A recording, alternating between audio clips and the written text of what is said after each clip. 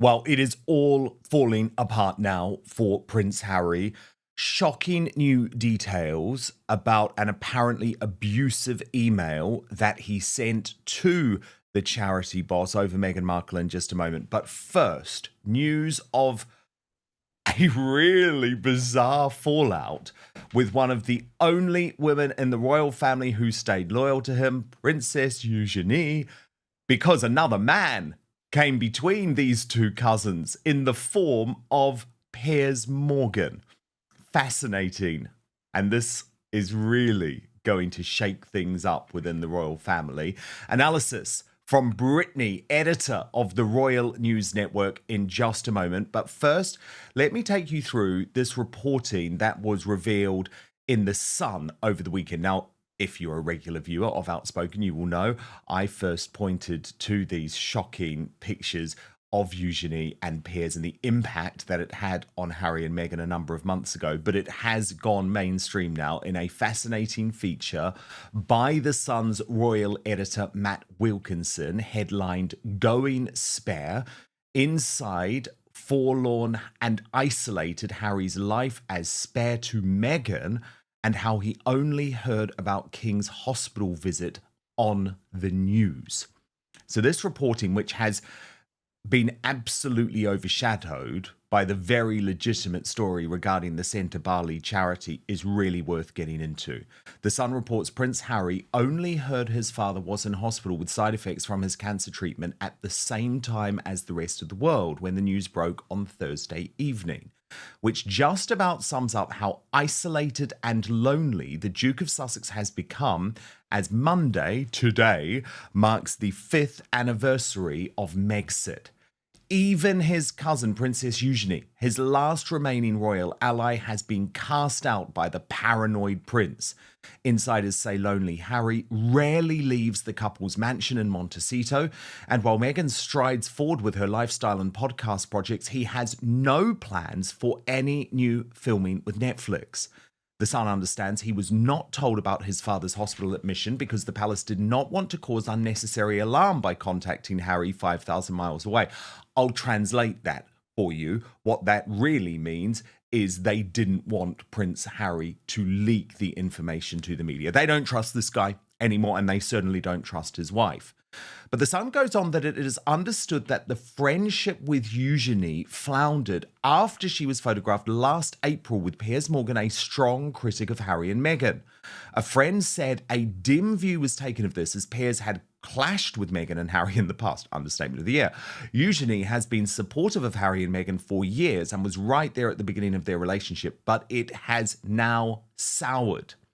The Sun also reveals that Harry has barely spoken to his family in years as he grows increasingly alone in California while Meghan launches a series of glitzy, heavily promoted solo projects. An insider told The Sun, first he was a spare to William, now he's increasingly looking like a spare to Meghan, and it's not a great look.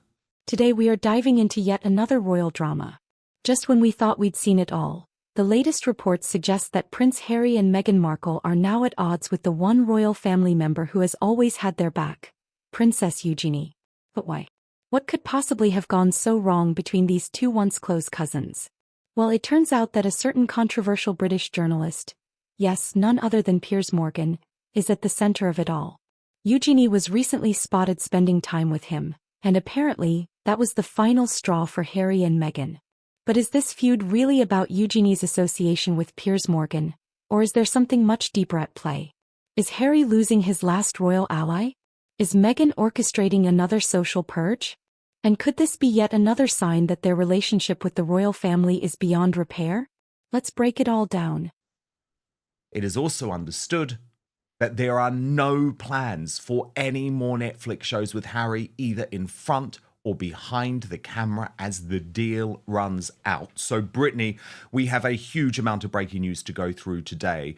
But firstly, how fascinating that it was Piers Morgan, the other man, who came between Eugenie, Harry, and Meghan. What do you make of it?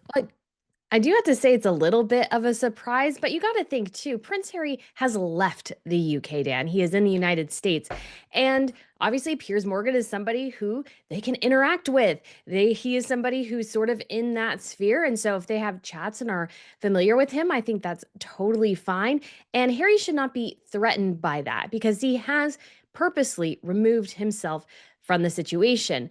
But I always thought when it came to Harry potentially reconciling with his family, now that doesn't mean necessarily that everything goes back to the way it was by any stretch of the imagination. But I always thought it was kind of good that Princess Eugenie was there maybe as a bit of a lifeline in case Prince Harry was like really saying, hey, I need a life preserver. Please come help and save me. And that she could have been a bit of that link. So I think that he has lost that. I think just compounds the loneliness and isolation that I'm sure he does feel. Now, this is all self inflicted, but at the same time, I do feel a bit sorry for him in some ways because it can't be easy. And I think he was definitely dragged by Meghan to the United States under very false assumptions, and everything has sort of turned rotten. Nothing is better when you go to the other side looking for better green grass and all you're chasing really is green money. It just tends to turn brown. Let me tell you, I don't feel sorry for him one bit because the way he treated his family, I think, means that this is karma. It's interesting, the Eugenie thing, though, because I've reported on this for a number of years. So, firstly, you have to remember that she was disgusted, and Beatrice was disgusted too, by the Oprah Winfrey interview.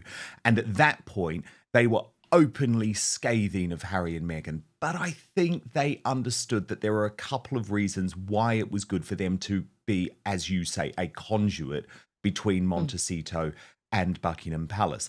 There was a slight ulterior motive, though, Brittany, and I'm going to be honest about this. And by the way, can I be very clear? This is not me criticizing Princess Eugenie or Beatrice, but they were quite rightly very worried about the mud that Harry and Meghan might sling at Prince Andrew, their beloved father.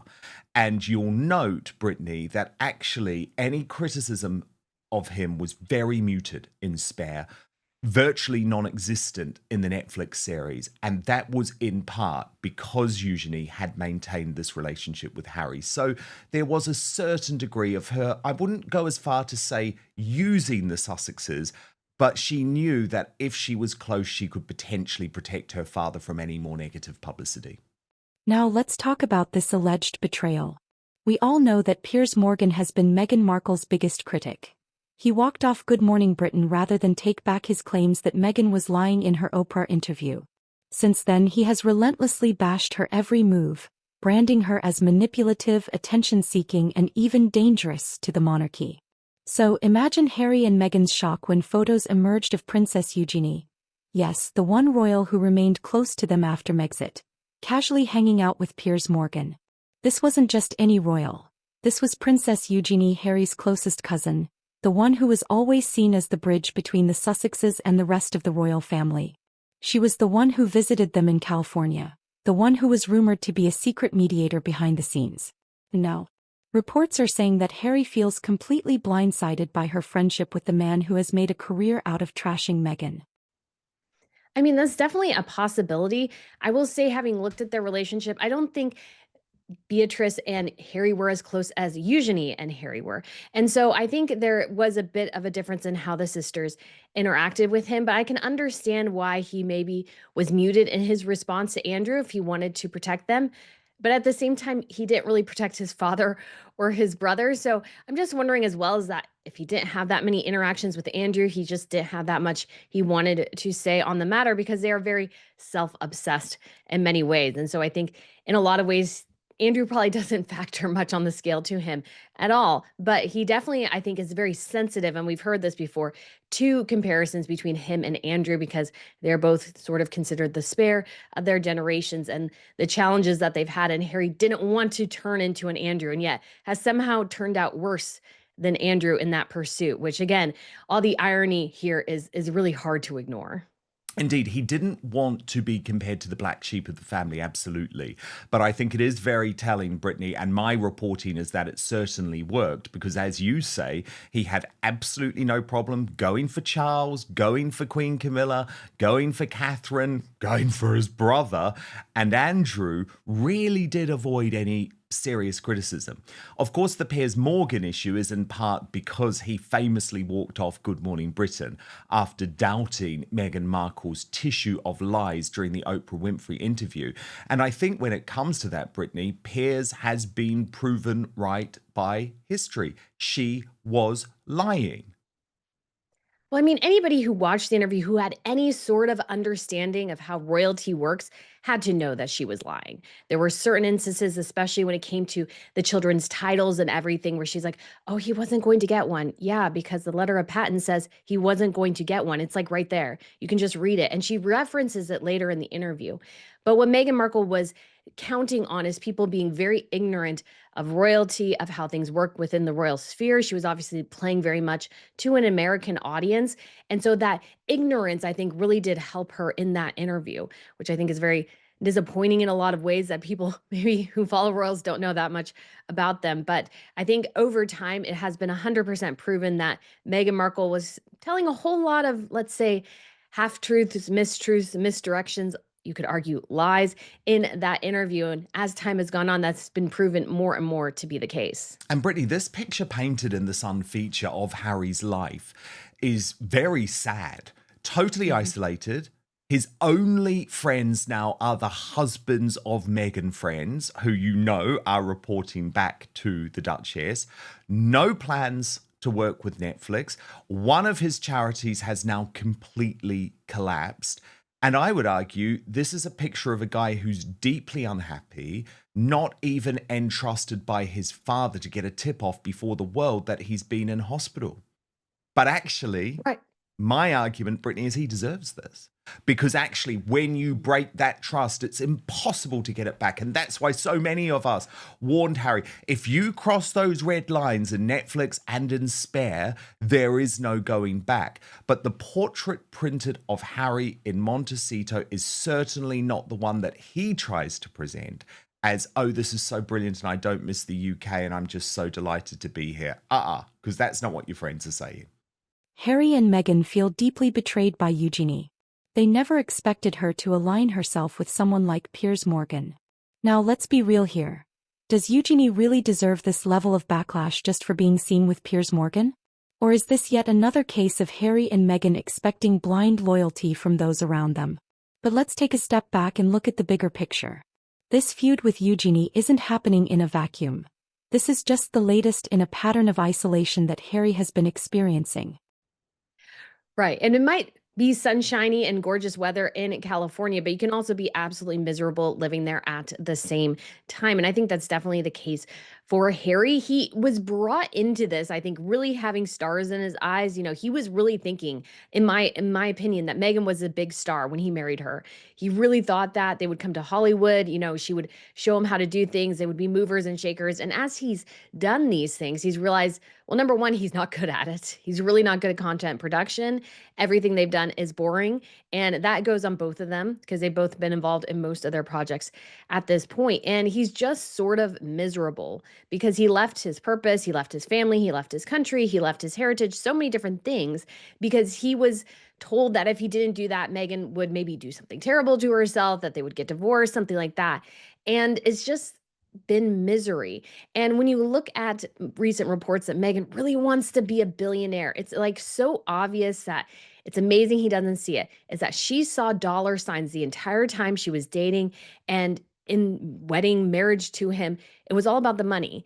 And so he might love her, but she only loved his money and his ability to maybe get her more of it. So if he's not aware of that by now, he should be. And the situation with his father, I mean, it depends on how long he was in the hospital. It might not be something where they felt he was going to stay there long enough to even deserve contacting him.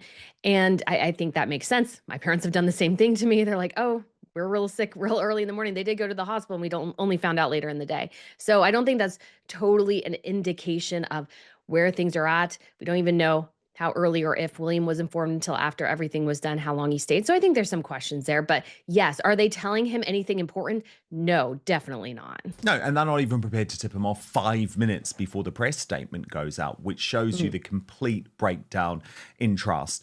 Harry isn't speaking to his family. He hasn't seen Charles since the PR stunt visit where he flew into London because he's so worried about his dad. Well, cancer doesn't just go away.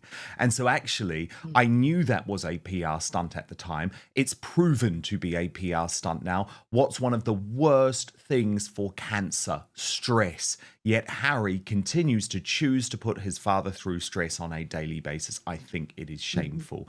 But of course, yesterday, Brittany, we're meant to believe that Meghan Markle cares about the United Kingdom, because we got this Mother's Day post and she posted some sort of lemon dessert, which again I thought looked revolting, my personal opinion. But she said, our family tradition, Mothering Sunday in the UK. Now, Brittany, for our American viewers, we don't call it Mothering Sunday in this country. It's Mother's Day.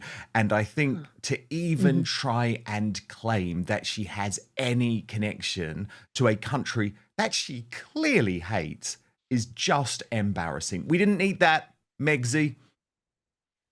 We definitely did not. And I mean, even looking at the cake looks as fake as her love of the UK, let's be honest. And so it just didn't look all that good or appetizing or interesting. And we're supposed to believe that, they're actually doing this today. I just totally don't buy it. The cake looks awful. But yeah, she doesn't care about the UK. And she would if she was becoming queen or something like that, or they changed the line of successions and all of a sudden Harry was next in line for the throne, then she might care. But at this point, she definitely doesn't care about the UK. It's all for show, just like Instagram is. Instagram is a veneer of what you want people to see of you, not who you actually are. And that goes for pretty much everybody on Instagram. That's definitely 100% what Meghan is doing here. And it's just not very attractive or appealing. And she is so behind the game on the Instagram side. She is so like 10 years behind where people are on Instagram. It's really quite pathetic when you look at her account, how kind of dismal it is. And no wonder it's struggling to move. I haven't checked today, but it was stuck at 2.6 million for quite a while. And given her massive platform, why isn't her Instagram growing faster? It's because she's really struggling to get people to like her. Remember when we found out that Harry had to learn about King Charles's hospitalization from the media? Let that sink in. He didn't even receive a private call from his own family about it. If that doesn't scream, you are completely cut off, I don't know what does. Harry has burned too many bridges. The royal family no longer sees him as part of their inner circle. Now add this latest Eugenie drama to the mix. His last real connection to the royals, has distanced herself. Then what does that say about his future? He's already estranged from his father, his brother, and now even his cousin. Yeah, she's still at 2.6 million, not to mention the number of bots, by the way, Brittany. But anyway, this was just a publicity stunt because ping into our email boxes today is this, and the launch gets closer. Meghan writes to us, Brittany, ever since I can remember, I've been dreaming up easy ways to elevate the everyday into the exceptional. I always knew I wanted to turn these ideas into something real and to make beautiful items that spark connection and celebrate quiet, meaningful moments. Maybe mimic the magic of Montecito in a way us mere mortals, Brittany, us common people can recreate at home. And she says, I am so excited to introduce the As Ever collection to you this week. It's coming, folks. Every item is inspired by the ways I show care to the people in my life, like the lemon ginger tea blend, which is a fuss-free spin on the warm drink I make at home, using fresh lemons from the garden, or the crepe mix that transforms a typical weekend breakfast into a chance to reminisce. Crepes remind me of my time backpacking through France as a student, biting into these street-side thin pancakes filled with chocolate, fruit, fresh lemon and powdered sugar, or made savoury with ham and cheese. They are truly a canvas for flavour. I wanted to bring that memory and experience to you at home. Also, they're so easy to make.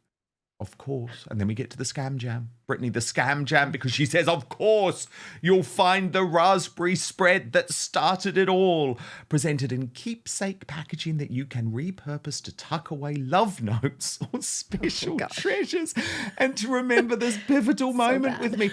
Think of it as our time capsule. What is she talking about? And by the way, she's not finished, Brittany. She's not finished. I'm sorry.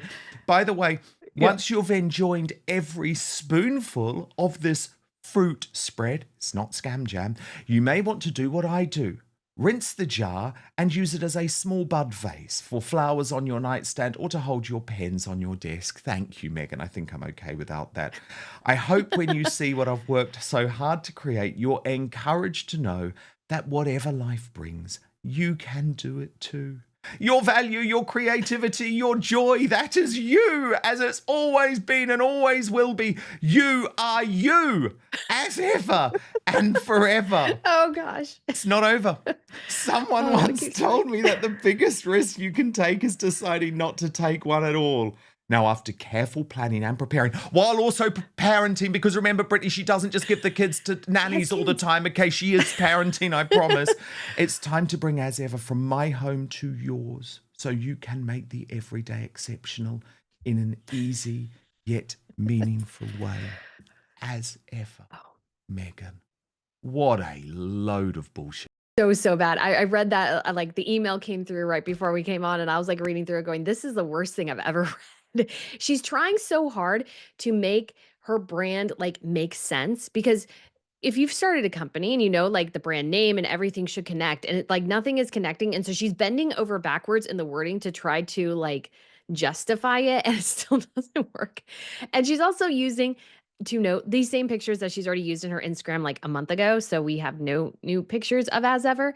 And if she went backpacking in France, I would like a picture of that, because I do not see her backpacking in France or anywhere ever. That just doesn't seem to be her jam, if you will. So there's a little news story. There's a little news story that we've never heard before. Oh, the crepe time in France. Yeah, right. Yes.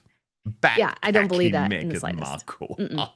No, if backpacking means she put on a backpack and walked from her train station to the hotel, that would I imagine what she means by backpacking. I don't see her. She's not an outdoorsy person, really. So I just doubt she's traipsing through France, really backpacking through it. And it's also very self-obsessed. She's like, she's talking about love letters and what it represents to me and stuff like that. But it's like, what are we supposed to do with this? The truth is, this is what happens when you cut off everyone who doesn't agree with you 100%. Meghan and Harry have been creating an echo chamber where only those who completely support their narrative are welcome. But real relationships don't work that way. And now it's starting to backfire on them. Meanwhile, let's talk about Meghan. While Harry is out here losing friends and family, Meghan is making some very interesting career moves. Solo. We're talking about potential Hollywood projects, lifestyle brands, and major business deals. The Meghan. time capsule, that piece of tat ripped off from the Kardashians. No thanks, will be going straight in the bin. And look, I just implore everyone, do not buy from this collection out of curiosity's sake. What I will do, Brittany, is I will buy everything. Okay, I will buy everything in the same way that I sat through every second of Netflix. I will buy everything. And we will taste it, we will try it, we will reveal it, we will use it for episodes here on this show. But don't buy it. Don't encourage this utter madness. And of course, Brittany, in stark contrast to what we saw on Mothering Sunday, no, Meghan, if you cared about the UK, you would understand it is Mother's Day. In stark contrast to that, we got, yet again, pitch perfect social media from the Prince and Princess of Wales, with Catherine writing, over the past year, nature has been our sanctuary. This Mother's Day, let us celebrate Mother Nature and recognize how our bond with the natural world can help not only nurture our inner selves, but remind us too of the role we play within the rich tapestry of life. See, she's not trying to sell us anything, Brittany. She's not trying to pump pictures of herself to us. And I thought this video was just lovely. Just beautiful, Brittany. I feel serene. I feel calm again after reading that Meghan Markle email. And I think the contrast couldn't be any greater, could it? The message from Meghan, Ms. Humanitarian, as if, is to say, spend lots of your money on my really crappy projects. And then maybe you can have like a little taste of my life in Montecito, where I live in a $16 million mansion with 16 bathrooms. Catherine is saying, all I really needed over the past year was obviously my family, but to be in nature. And you can all be in nature too, because that's something that is completely free. And I just feel like those contrasting messages couldn't be any greater.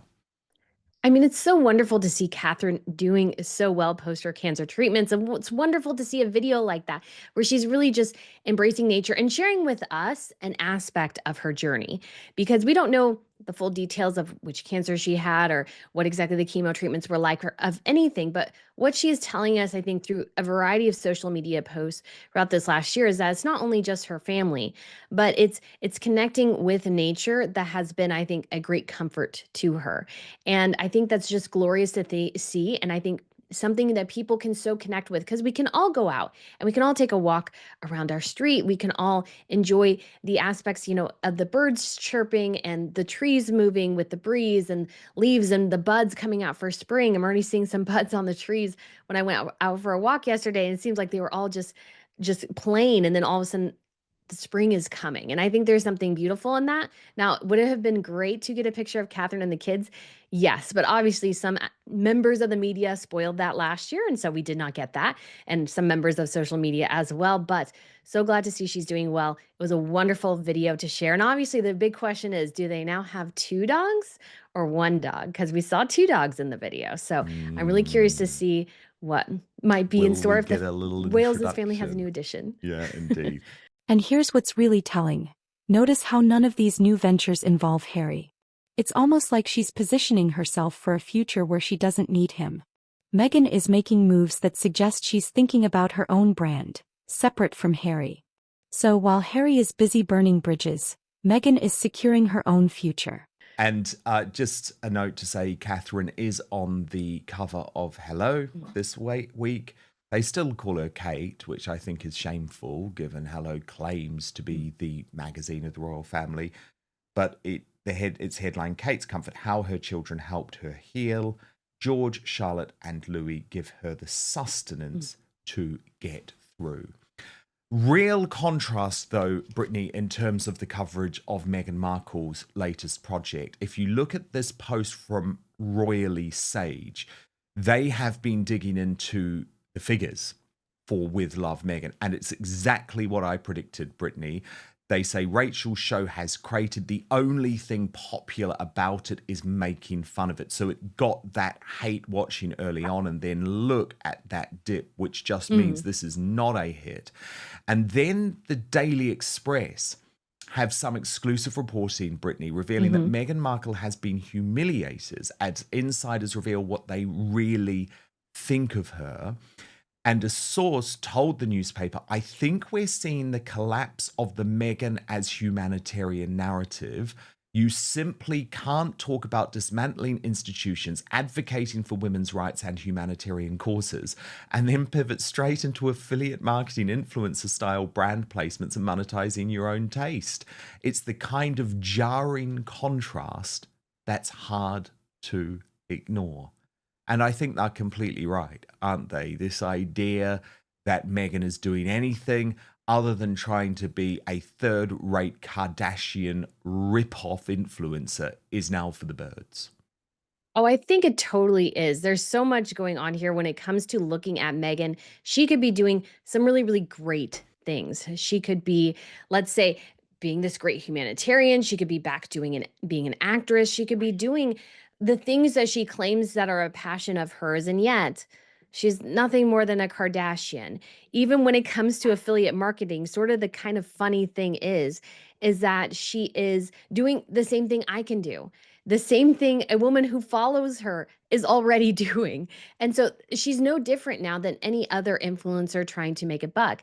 And it really actually, I think, downgrades her brand in a lot of ways. I think it was an absolute mistake to open the My Shop. I think that was a terrible, terrible idea. It just makes her look like she's just in it for the money. And in many ways, she is. I have no doubt she is in a lot of ways, but it would be so much more helpful if she, for like her future, if she could sort of get away with, I just want cash and really, really focus on, let's say, being the person that she claims to be. Because we've gotten a lot of reports this last week, things not going well on Team Sussex. And lots of problems going on that we've known for years and years. And her brand is just toxic. Her husband's brand is toxic and something they've done to themselves. And I don't think this brand or this latest influencer strategy is going to do anything to alleviate that in the slightest. If I were him, I'd be very, very concerned about what that means in the long run. And let's talk about the people. We've all seen the reports. Public support for Harry and Meghan has been dropping fast. Hollywood doesn't seem as eager to back them anymore, and now even their own family is keeping them at arm's length. The bottom line is this: if you alienate everyone, eventually you end up alone. And that's exactly what's happening to Harry and Meghan right now. And Brittany, breaking news on the ongoing charity racism scandal involving Prince Harry, Dr. Sophie, and Centre Barley. This new report from the Daily Telegraph this afternoon is headlined, Prince Harry sent unpleasant and imperious message to the charity boss. Now, let me take you inside this story, Sophie, because it's actually, Sophie, of course, is the woman who the email was sent to, Brittany, because it actually sounds pretty horrifying. The Telegraph reports the Duke of Sussex allegedly sent an unpleasant and imperious message to the head of an African charity he founded after she refused to issue a statement defending his wife. Prince Harry directly contacted Dr. Sophie Chandoka, the chairman of Centre Barley, following an awkward exchange she had with the Duchess of Sussex at a charity polo match in Miami last year. He initially asked his team to contact the Zimbabwean-born lawyer and request she issue a statement quashing any rumours of tension between her and the Duchess. However, after she refused to be drawn into the row, Prince Harry fired a direct message to her, allegedly demanding that she explain herself. According to sources, the note was unpleasant in tone and used imperious language that left the charity boss feeling taken aback. The Telegraph understands that her refusal to comply with the request to back Meghan contributed to the bitter dispute that this week saw the Duke resign as head of the HIV children's charity he co-founded almost 2 decades ago. The Telegraph understands that a member of Prince Harry's team initially asked Dr. Chandoka to issue a statement dismissing any suggestions of tension, but Dr. Chandoka, who felt she had been treated with disrespect during the charity day, refused, saying she did not want to become an extension of the Sussex PR machine. The Duke then contacted her directly to complain about her actions, with sources describing the message as unpleasant. A spokesman for Centre Barley confirmed the Duke had sent the message. They said, "This is true. There is a document."